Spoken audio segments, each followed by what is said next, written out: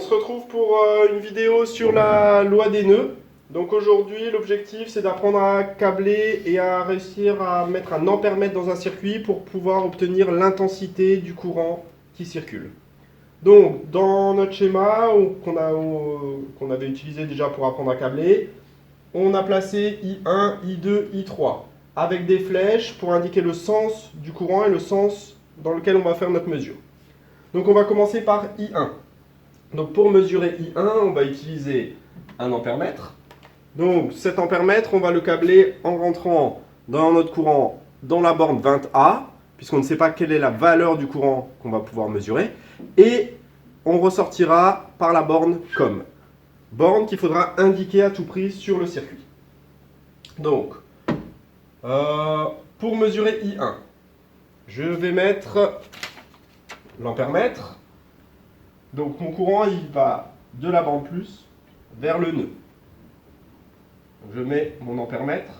Donc c'est-à-dire que mon courant, il rentre par la borne A qui devra être du côté du générateur et la borne COM qui devra se trouver au niveau de ce nœud-là. Donc l'idée, c'est déjà de repérer sur quel câble on va mettre cet ampèremètre. Donc on a la borne plus ici, qui se trouve là sur le schéma, le câble, et il faut qu'on repère ce nœud. Donc ce nœud, il se trouve le long de ce câble au niveau de la lampe. Donc c'est à cet endroit-là. Donc ça veut dire qu'il faut que je récupère le câble qui m'intéresse, celui-ci. Alors je décable entièrement, vous ne serez pas obligé de décabler entièrement. Mais, donc c'est ce câble-là qui va aller de la borne plus vers l'ampèremètre. Donc je mets la borne plus. Je rentre dans mon ampèremètre du côté du 20A ou du 10A, ça dépendra de votre ampèremètre. Et je ressors de la borne COM. Je rejoins le nœud où j'ai décablé. Voilà. Je vais mettre sous tension. Donc tous mes réglages sont faits normalement avant de mettre sous tension. Vous appelez votre prof.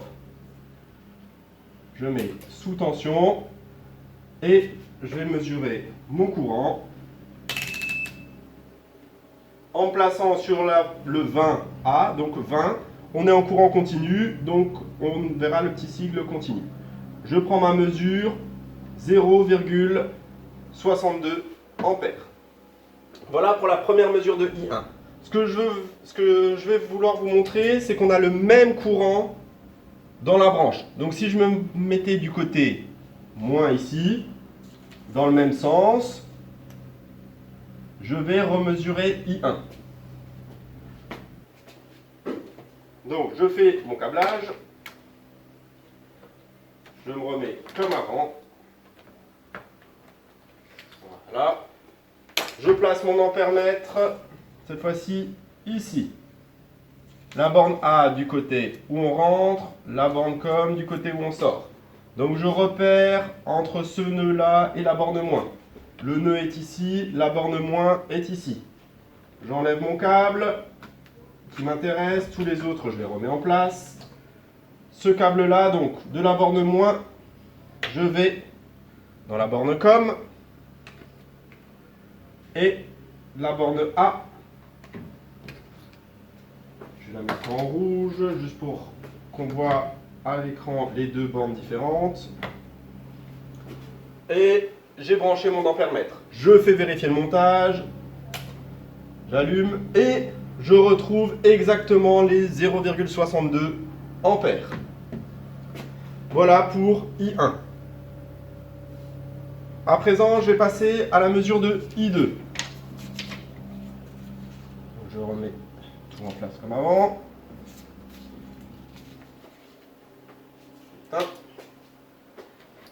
Je décable, je refais mon schéma de départ. Je veux mesurer I2. Donc, I2 se trouve ici. Donc ça veut dire qu'il va falloir que je mette mon ampèremètre entre ce nœud et la lampe. Je mets mon ampèremètre. La borne A, le courant est censé rentrer au niveau du nœud, en haut, dedans. Et il ressort au niveau de la borne COM.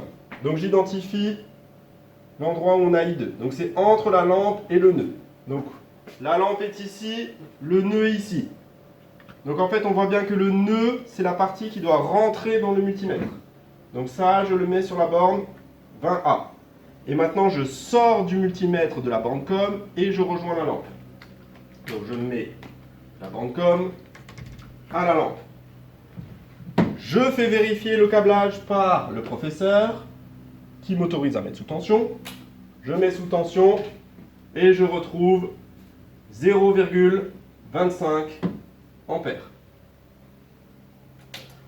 Dernière mesure à faire, I3. Donc, à nouveau, je décable mon ampèremètre. Je remets tout en place. Et je veux mesurer I3. Donc, je place mon ampèremètre sur I3. J'ai ma borne A, ma borne COM. Donc, je pars du nœud ici et je dois aller dans le rhéostat. Donc, c'est ce câble-là. J'enlève le câble.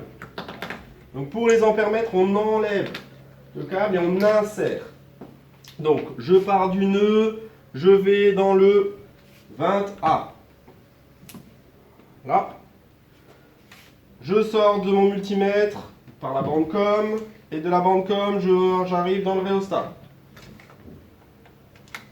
Je fais vérifier le montage. Je mets en route et je trouve 0,37 ampères pour I3. Du coup, on a fait nos 3 mesures et on va voir d'un point de vue théorique ce qu'on va pouvoir extraire de cette loi des nœuds. Dans le TP, loi des nœuds, mesure d'une intensité, découverte de l'ampèremètre. On a vu toutes les mesures. Maintenant, on passe à la partie un tout petit peu plus théorique et on va faire le bilan des différentes mesures qu'on a pu faire. Donc, on reprend le schéma. On a fait 3 mesures, I1, I2, I3. La première mesure qu'on a faite, c'est I1 à ce niveau-là. Et après, on avait fait une mesure I1 ici, mais dans le même sens. Ce qu'on a pu voir, c'est que donc dans une branche, I est toujours identique.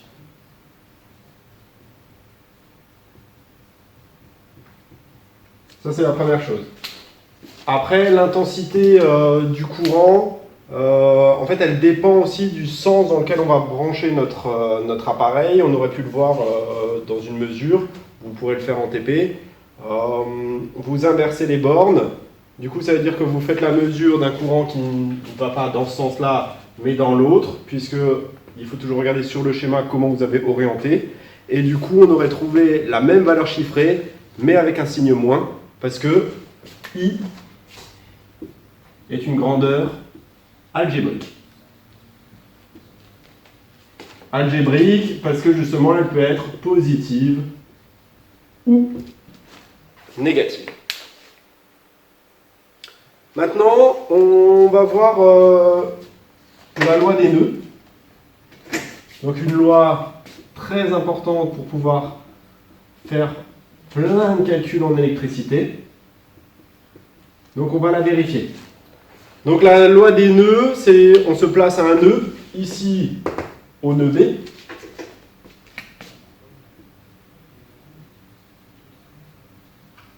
On verra dans le cours que la loi des nœuds nous dit que tous les courants entrants sont égaux aux courants sortants. Donc ici, on va avoir, normalement, on devrait vérifier que I1, courant qui rentre dans le nœud B, est égal à I2 plus I3.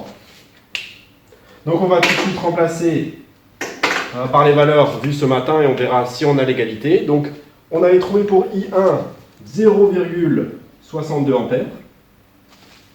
Pour I2, on avait 0,25 ampères.